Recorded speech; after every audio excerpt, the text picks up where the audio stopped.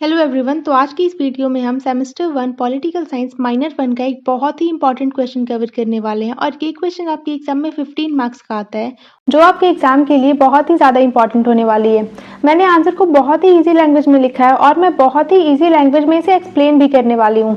तो चलिए without delay video को स्टार्ट करते हैं। तो हमारा आज का क्वेश्चन है, examine the emergency powers of president. मतलब इस वीडियो में हमें पढ़ना है कि प्रेसिडेंट का जो इमरजेंसी पावर है ये क्या होता है और कौन कौन से इमरजेंसी पावर होते हैं प्रेसिडेंट के पास। तो चलिए अब हम इसे इंट्रोडक्शन के साथ स्टार्ट करते हैं। इंट्रोडक्शन में हम लिखेंगे, the constitution of India gives special powers to the president of India to deal with emergency situations. These powers are called emergency powers. मतलब इंडियन कॉन्स्टिट्यूशन प्रेसिडेंट को कुछ स्पेशल पावर्स देता है ताकि वो इमरजेंसी सिचुएशन को हैंडल कर सके और इन्हीं पावर्स को इमरजेंसी पावर कहा जाता है। They allow the central government to take strong actions when the country faces serious problems like war, internal disturbance और financial crisis। मतलब इनका मेन पर्पस होता है कि जब कंट्री को कोई सीरियस प्रॉब्लम फेस करना पड़ जाए जैसे वॉर, इंटरनल डिस्टर्बेंस या फाइनेंशियल क्राइसिस, तब सेंट्रल गवर्नमेंट स्ट्रॉन्ग एक्शन ले सके। अगर हम सिंपल वर्ड्स में बोलें तो इमरजेंसी पावर का मतलब होता है कंट्री को बचाने वाली कुछ special powers. During an emergency, the normal system of the government may change and the powers of the central government become stronger. These provisions help the government protect the unity, security and stability of the country. मतलब emergency के time normal government system थोड़ा change हो सकता है और central government की powers बढ़ जाती है। इसका पर्पस होता है कि कंट्री की यूनिटी, सिक्योरिटी और स्टेबिलिटी को प्रोटेक्ट करना, मतलब कंट्री को सेफ रखना। कॉन्स्टिट्यूशन में 3 टाइप्स की इमरजेंसी दी गई है, नेशनल इमरजेंसी, स्टेट इमरजेंसी जिसे हम प्रेसिडेंट्स रूल भी कहते हैं, और थर्ड है फाइनेंशियल इमरजेंसी। सबसे पहले समझते हैं कि नेशनल इमरजेंसी क्या होता है। National emergency is declared when the country faces war, external attack और armed rebellion. This emergency is mentioned in Article 352 of the Constitution। मतलब नेशनल इमरजेंसी तब लगाई जाती है जब कोई वॉर हो, एक्सटर्नल अटैक हो या फिर आर्म रिबेलियन हो, और ये जो इमरजेंसी है ये आर्टिकल 352 में लिखा हुआ है। When the national emergency is declared, the power of the central government becomes very strong and the parliament gets the power to make laws on subject of the state list। मतलब national emergency के time central government की power बहुत strong हो जाती है और parliament state list के subject पर भी लॉ बना सकती है। नॉर्मली स्टेट लिस्ट पर सिर्फ स्टेट गवर्नमेंट ही लॉ बनाती है, लेकिन जब इमरजेंसी लगता है तो ये जो पावर है लॉ बनाने की, ये पार्लियामेंट के पास चली जाती है। The fundamental rights of citizens may also be limited during this time। मतलब नेशनल इमरजेंसी के टाइम कुछ फंडामेंटल राइट्स को भी टेम्परेरीली लिमिटेड किया जा सकता है। मतलब कुछ फंडामेंटल राइट लिमिटेड हो सकते हैं कुछ समय के लिए। National emergency must be approved by Parliament within 1 month। It can continue for 6 months at a time if Parliament approves it again। मतलब नेशनल इमरजेंसी पार्लियामेंट को अप्रूव करनी होती है और 1 मंथ के अंदर ही अप्रूवल देना होता है, और ये 6 मंथ के लिए कंटिन्यू हो सकती है अगर पार्लियामेंट अप्रूव करती रहे।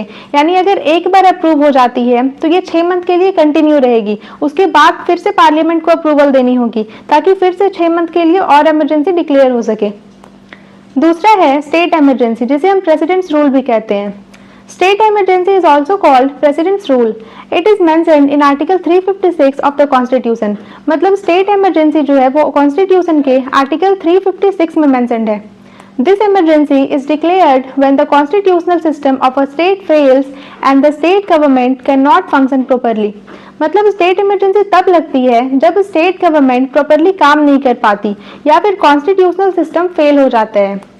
In such a situation, the president can take control of the state government। The governor runs the administration on behalf of the president।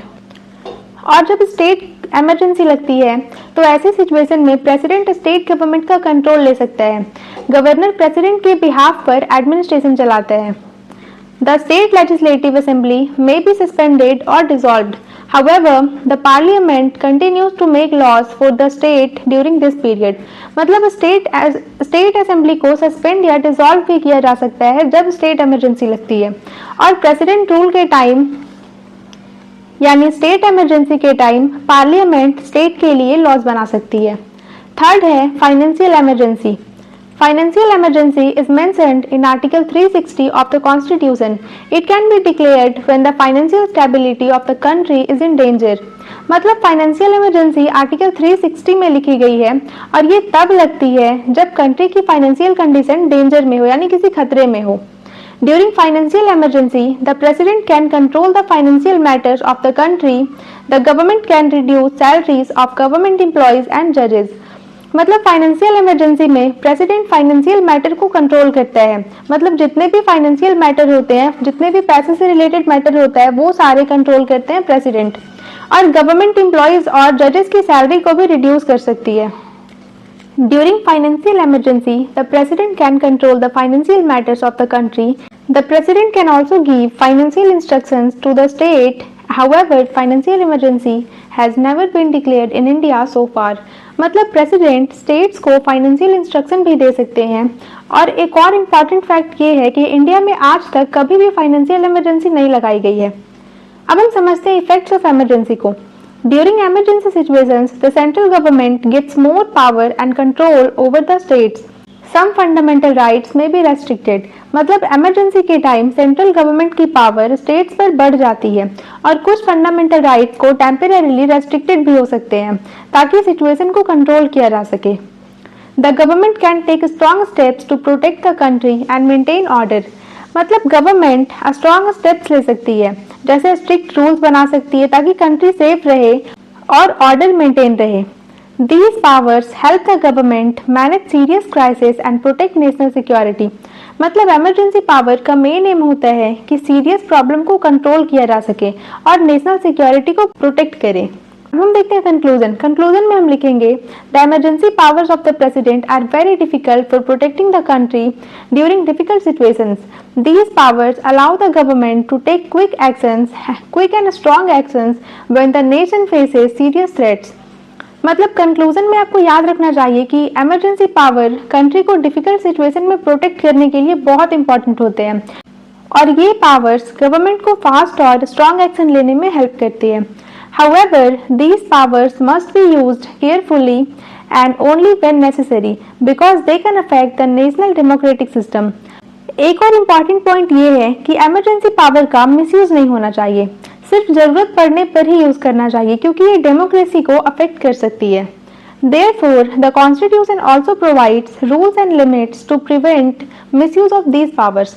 तो इसीलिए कॉन्स्टिट्यूशन ने रूल्स और लिमिट्स भी रखे हैं ताकि कोई भी इमरजेंसी पावर का मिसयूज ना कर सके। तो गाइस इसी के साथ हमारा पॉलिटिकल साइंस का एक और मोस्ट इंपॉर्टेंट क्वेश्चन कवर होता है। तो मिलते हैं नेक्स्ट वीडियो में एक और मोस्ट इंपॉर्टेंट क्वेश्चन के साथ। Thanks for watching.